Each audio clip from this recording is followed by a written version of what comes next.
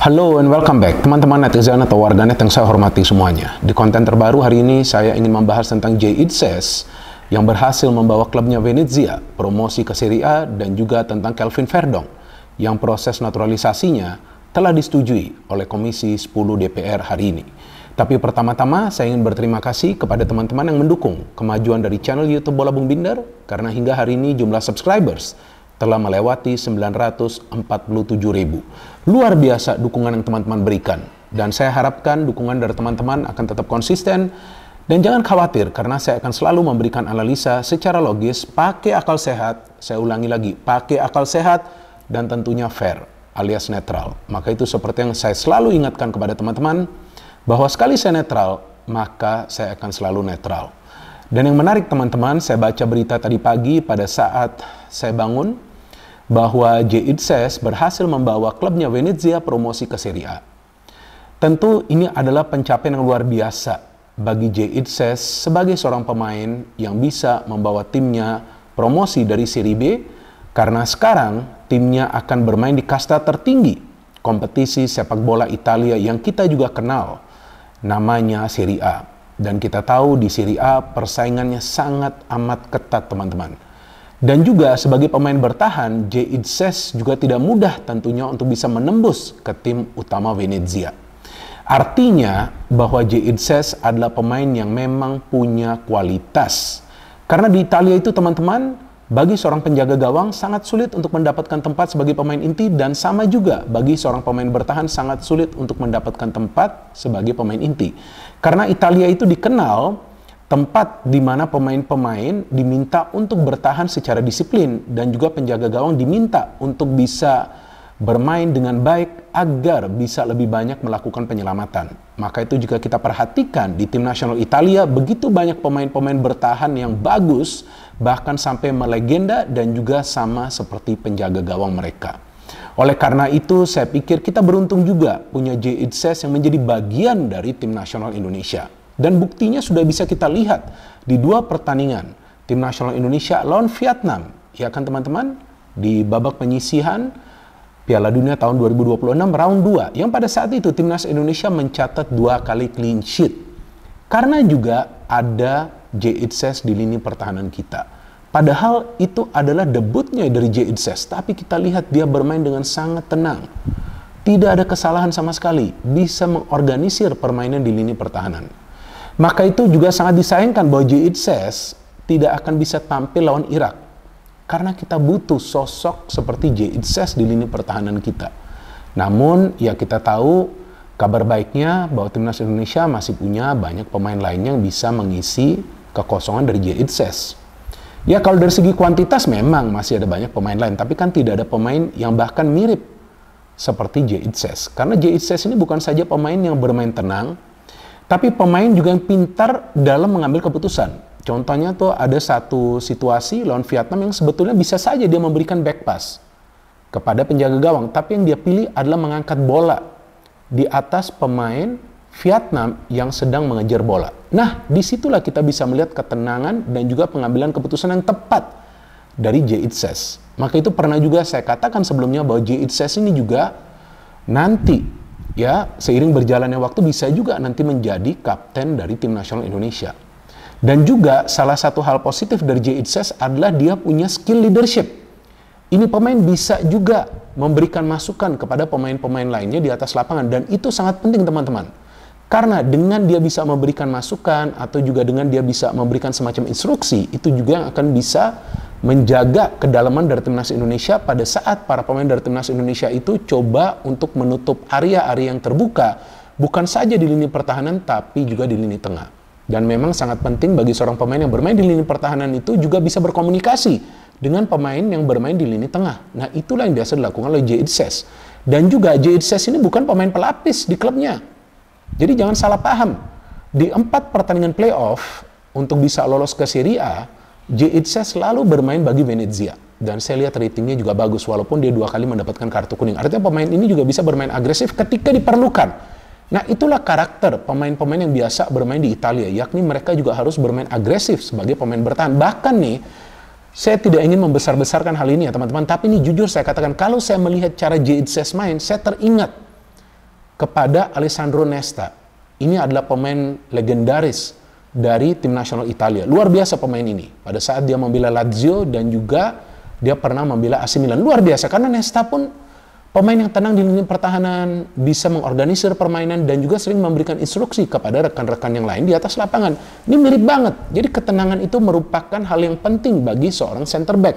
Untuk apa? Supaya dia tidak banyak melakukan kesalahan atau tidak panik ketika ada serangan dari para pemain tim lawan. Maka itu di Venezia pun musim ini Jay Itzes mencatat 30 kali penampilan. Dan dia hanya absen pada saat memang dia tidak fit. Plus dia juga bisa memberikan beberapa kali assist. Artinya kan pemain ini juga punya visi. Nah, pemain-pemain seperti inilah yang sangat dibutuhkan tim nasional Indonesia. Dan saya pikir seiring berjalannya waktu, nanti pada saat pemain ini mulai tampil di Serie A, tentu dia akan mendapatkan pengalaman yang jauh lebih berharga, sehingga nanti itu juga yang bisa akan dia kontribusikan pada saat dia membela tim nasional Indonesia. Jadi dalam konteks ini saya juga ingin mengucapkan selamat kepada Bang Jay yang berhasil membawa timnya promosi ke Serie A, walaupun ya belum tentu juga dia dengar pesan ini ya, tapi dari lubuk hati saya sangat senang dengan performa dari Jay Itzes. Saya sempat nonton juga cuplikan dari pertandingan playoff ini ya, yang terakhir ini yang mereka main lawan Cremonese, yang mereka menang dengan skor 1-0. Bagus sekali performanya. Ya, kita bisa nonton pertandingan ini di YouTube, kalian bisa search saja. Bagus sekali penampilannya, tenang, lugas, dan tidak kompromi di lini pertahanan. Jadi kita tunggu saja nanti Jay Itzes. Saya harapkan dia bisa tampil ya lawan Filipina. Sebenarnya saya ingin dia tampilin lawan Irak karena kita butuhkan pemain seperti Jay Itzes, tapi ya udah nanti kita lihatlah pilihan dari Sintayong di lini pertahanan ya. Artinya kemungkinan besar nanti akan bermain mungkin Jordi Amat, Rizky Ridho, dan bisa juga Nathan Choaon tuh main di lini pertahanan. Dan hal kedua yang ingin saya bahas adalah tentang Kelvin Verdong. Ini juga adalah kabar baik ya kan teman-teman, bagi kita semua tentunya, karena kita berharap agar Kelvin Verdong bisa segera menjadi bagian dari tim nasional Indonesia. Cuman sangat disayangkan nih, waktunya sudah mepet. Jadi saya juga tidak yakin dia akan bisa membela timnas Indonesia lawan Filipina, apalagi lawan Irak. Lawan Irak itu kan lebih mepet ya, kan pekan ini sudah bermain ya, pada hari Kamis ya, tanggal 6. Jadi ini yang sangat disayangkan juga, agak ya memang nggak bisa dikatakan terlambat juga sih, karena kan juga baru beberapa bulan terakhir kan Kelvin Verdong ini memang diproyeksikan untuk dinaturalisasi. Tapi kan kabar baiknya yang tadi saya baca beritanya juga baru kira-kira 1 jam yang lalu ya, bahwa Komisi 10 DPR telah menyetujui proses naturalisasi dari Kelvin Verdong. Artinya setelah ini akan lanjut ke sidang paripurna DPR, di mana di sana juga nanti akan disepakati proses naturalisasi ini. Setelah itu akan berlanjut ke keputusan Presiden atau Kepres, dan setelah itu baru nanti akan ada pengambilan sumpah Kelvin Verdong di Kemenkumham, dan setelah itu dia akan menjadi warga negara Indonesia, dan terakhir akan dilakukan proses administrasi yakni perpindahan federasi. Nah, ini artinya masih membutuhkan beberapa hari lagi. Ya, so saya tidak yakin dia akan bermain di salah satu dari 2 pertandingan ini, tapi it's okay. Paling tidak sekarang Kelvin Verdong ini kan sudah ikut latihan ya dengan tim nasional Indonesia, artinya dia sekarang ini sedang dalam proses adaptasi. Ini bagus sekali loh. Dan saya melihat Kelvin Verdong ini datang dengan juga ikut proses dengan juga ikut latihan dari timnas. Ini menunjukkan betapa semangatnya dia untuk segera menjadi bagian dari timnas Indonesia. Saya kira sebelumnya dia akan datang hanya untuk mengikuti sidang dari DPR, dari Komisi 10 DPR, karena yang saya baca beritanya bahwa dia hadir tadi di gedung DPR kan. Ya, itu memang dia sudah rencanakan sebelumnya, tapi saya nggak nyangka dia juga akan ikut latihan. Nah, ini kan bagus, artinya dia mulai adaptasi dengan cuaca, dia mulai kenalan dengan rekan-rekan yang lain. Nah, ini adalah hal yang sangat positif teman-teman. Artinya sekarang kita lihat ada minat yang sangat tinggi dari pemain-pemain keturunan Indonesia yang sekarang bermain di luar negeri yang ingin membela tim nasional Indonesia. Ini adalah efek yang luar biasa. Dan juga ini semua terjadi karena memang ada progres yang real dari tim nasional Indonesia. Jadi mereka ingin membela tim nasional Indonesia bukan karena dibayar. Ya, ini kan untuk membela negara ya. Jadi mereka ingin membela tim nasional Indonesia karena memang mereka melihat permainan dari timnas Indonesia yang semakin baik seiring berjalannya waktu, dan juga ada pelatih kelas dunia di sana, Sintayong. Ada juga federasi yang sekarang kita tahu ketua umumnya adalah Pak Erick Thohir yang sangat serius untuk bisa membentuk tim nasional yang kuat, dan juga tentunya mereka juga paham bahwa timnas Indonesia punya potensi untuk menjadi macan Asia. Nah, mungkin teman-teman akan mengira, wah Bung Binder nih berlebihan ngomongnya. Enggak. Saya sama sekali tidak berbicara secara berlebihan. Tim nasional Indonesia punya potensi menjadi macan Asia. Percaya ngomongan saya, rekam ini ngomongan saya. Oke, kita tunggu 1 atau 2 tahun ke depan. Kalau progresnya seperti sekarang, naik terus, ranking FIFA kita terus naik. Ya, kemungkinan besar kita akan bisa juga bersaing di level Asia. Tapi untuk saat ini belum.